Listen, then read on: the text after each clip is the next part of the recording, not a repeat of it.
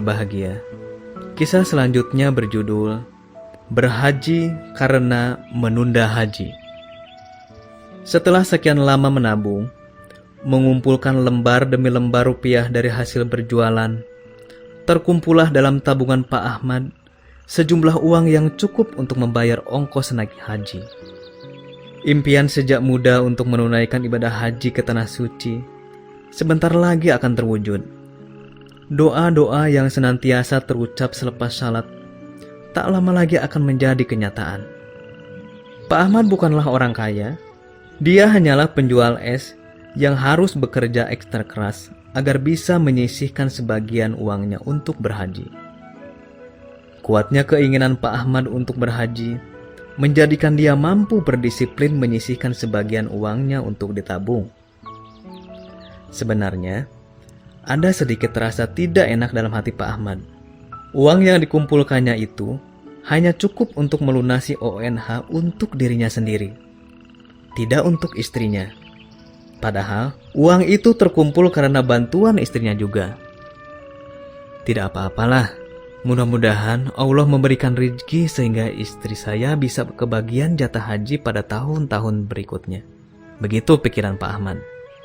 Satu hari menjelang pendaftaran, salah seorang tetangganya datang ke rumah untuk meminjam sejumlah uang untuk membayar biaya rumah sakit. Tetangga Pak Ahmad ini terbilang orang susah. Untuk makan sehari-hari saja, dia kelimpungan.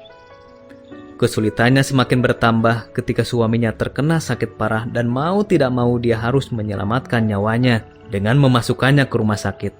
Itu pun di kelas 3 yang hampir semua penghuninya kaum duafa. Setelah berusaha ke sana kemari meminjam uang, hasilnya nihil. Lalu ibu ini memberanikan diri datang ke rumah Pak Ahmad untuk meminjam uang. Sahabat miracle yang berbahagia, Pak Ahmad pun dihadapkan pada pilihan sulit. Meminjamkan uang dan cita-citanya untuk berhaji akan kandas di tengah jalan, atau tidak meminjamkan uang dan membuat penderitaan tetangganya bertambah panjang. Setelah berdiskusi dengan istrinya, Pak Ahmad memilih jalan ketiga. Dia tidak meminjamkan uang dan tidak pula menahannya, tetapi memberikan seluruh uang hajinya untuk membayar biaya rumah sakit tetangganya. Sebuah pilihan yang sangat berat dan berani, serta tidak masuk akal dalam pandangan kaum materialis.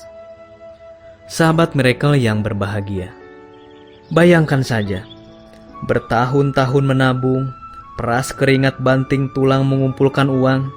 Ketika uang sudah terkumpul, dia memberikannya begitu saja kepada orang lain. Namun, amal kebaikan sering sekali tak bisa diukur dengan logika kebanyakan orang. Sebagaimana tak masuk logikanya Nabi Ibrahim yang hendak menyembelih anaknya, atau keanehan sikap para sahabat yang rela meninggalkan tanah kelahirannya, sanak saudaranya, dan harta kekayaannya demi berhijrah ke Madinah, walau harus melalui perjalanan yang sangat berat. Itulah buah keimanan yang teramat tinggi nilainya yang sulit dicerna oleh orang-orang yang matanya sudah silau dengan dunia. Pak Ahmad dan istrinya sangat yakin bahwa Allah tidak akan pernah menyia-nyiakan amal kebaikan hamba-hambanya. Bukankah Allah dan Rasul-Nya telah berjanji, barang siapa yang meringankan beban saudaranya di dunia, niscaya Allah akan meringankan bebannya di akhirat. Kemampuan memilih prioritas amal yang disertai keyakinan yang mantap terhadap janji Allah telah menguatkan hati Pak Ahmad untuk memberikan hartanya yang paling berharga. Sahabat miracle yang berbahagia, disertai derai air mata sedih campur bahagia, tetangga Pak Ahmad menerima uang itu. Dia seakan tengah bermimpi. Ternyata pada zaman sekarang masih ada orang yang berhati mulia seperti Pak Ahmad dan istrinya. Dia tak mampu berkata apa-apa selain ucapan terima kasih dan semoga Allah mengganti uang tersebut dengan sesuatu yang lebih baik. Kisah pun berlanjut. Seorang dokter yang menangani operasi Pak Fulan, tetangga Pak Ahmad, sedikit kaget. Kok bisa pasien seperti Pak Fulan bisa membayar biaya operasi yang termasuk mahal? Bahkan sangat mahal.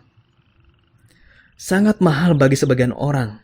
Padahal, dokter itu sudah bisa menebak latar belakang Pak Fulan. Iseng-iseng dia bertanya dari mana Pak Fulan mendapatkan uang. Apakah dia menjual warisan, menjual rumah, meminjam, atau apa? Sama sekali bukan, Dok. Kami ini orang miskin, tidak punya apa-apa. Jangankan membayar biaya rumah sakit yang puluhan juta, untuk makan sehari-hari pun harus gali lobang tutup lobang, jawab Pak Fulan. Loh, kalau begitu dari mana?